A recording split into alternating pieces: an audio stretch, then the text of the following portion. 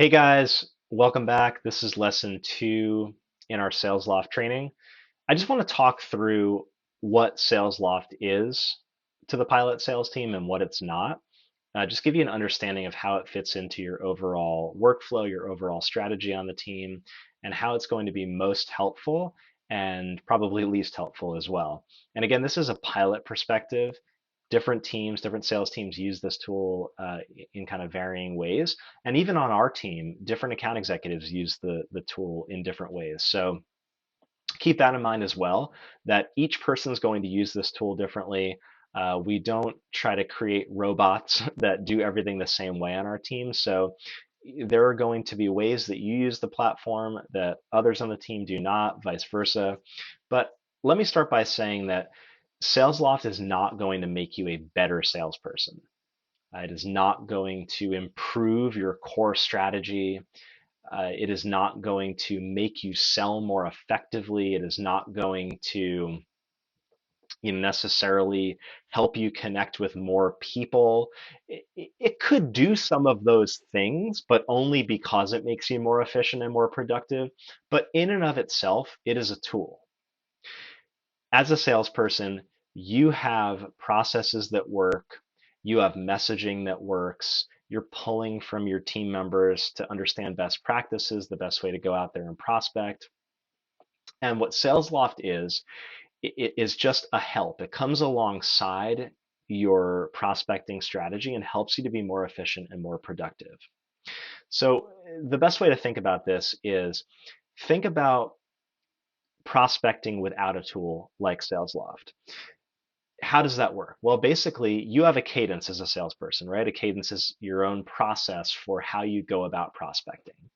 At Pilot, we say that you want to put a minimum of 15 touches on an account. That could be a single contact at an account, could be multiple contacts, but you want to put about 15 touches on each account before you decide that it's not worth continuing on. And you want to put those 15 touches on the account within, a relatively short period of time so that you get on that company's radar. It's the hardest part of our job is just getting into a conversation. A touch for us is an email, a phone call, a LinkedIn request, an email message, a handwritten postcard, dropping in cold to an office, etc. Any number of activities that are part of our sales process. And in order to put those touches on an account, you kind of have a way that you go about doing that. Let's say that you want to put all 15 touches on an account within 2 weeks or 3 weeks, whatever it is. You might have a process kind of embedded in your head. You might have it written down somewhere. Again, if you didn't have a tool like Salesloft, maybe if you're working just kind of directly out of Salesforce, you're setting up open tasks for yourself, etc. But there's some way that you're going about remembering to do the next step with an account. I think on the worst side of that, it's all in your head and you're just kind of opening up Salesforce every day and you're like, all right, well, where was I last? What am I going to do today? How am I going to use my time today? And you have really no plan for the day, no plan for the week, no plan for your prospecting. You just kind of do what comes next as you stumble across it. Not ideal, probably the least productive way you could work. Some people that don't use a tool like Salesloft actually are highly productive. They maybe create open tasks for themselves in Salesforce so that they know the next thing they want to do with a particular account or a contact. Some people will simply pull up a list view of accounts and they've got a very simple way. They look at last activity date. They know that if that last activity was 2 days ago, they're going to do whatever the next activity would come naturally, but they might go and look at the account first and see everything that's been done up to that point. So there are ways that we go about our prospecting process in the absence of a tool like Salesloft. Where Salesloft helps is it takes whatever process you are using and that's already working for you, and it helps you put it into a software platform that allows you to kind of set a pace for yourself where every day you've got a list of agenda items that are different activities you're doing with those accounts and those contacts, holding you accountable to getting all of those touches on the account, holding you accountable to doing all of the different touches that you have so you're not missing, a really important touch like an in-mail message or a handwritten postcard, etc. So it really just makes you more efficient and more productive. It will not set your strategy. It will not make you strategic. It will just help you to be more productive and more efficient with the strategy that you have built out already. So just keep that in mind. As you're using Salesloft, it should help to make you go about your prospecting more quickly and effectively. If it's not doing that, you've got to sync with your manager, you've got to sync with your colleagues, and you've got to learn how to use the platform in a way that's going to be helpful. It's not worth using it if it's going to just add something to your to-do list. But I strongly believe that when you use a tool like Salesloft, it's going to help make your time spent prospecting much more efficient and effective. You're going to get through a lot more accounts, a lot more contacts, a lot more touches in a time that it would otherwise take you to kind of look through your list views and do your process outside of a tool like Salesloft. The other thing that I want you to think about with Salesloft is that it helps you take a look at how effective your processes are and how effective your emails are. So you could use the analytics tools in Salesloft to look at things like, okay, if I've got a 15 touch cadence and a 20 touch cadence, or I've got a cadence that's heavy on email or heavy on cold calling, which one's more effective?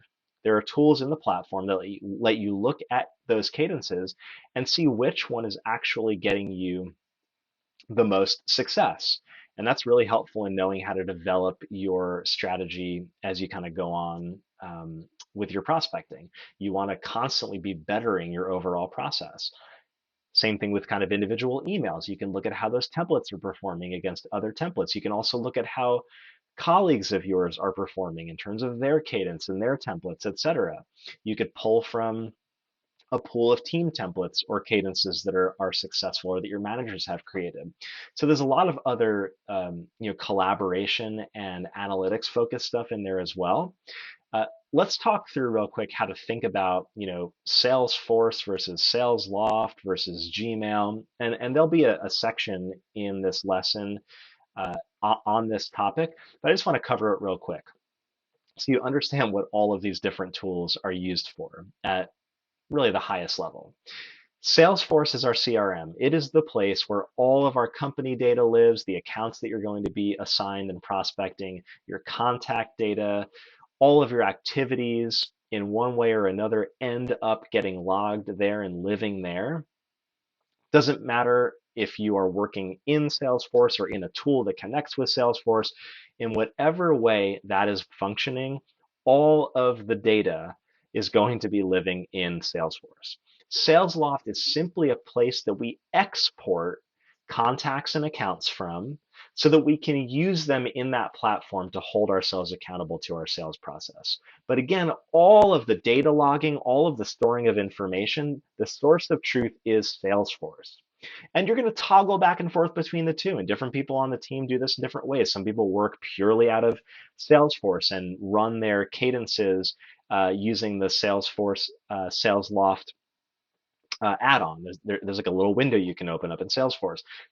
Some people, will work out of the Salesloft platform, but they'll go back to Salesforce to review, all of the historical account data and activities and things like that, add contacts.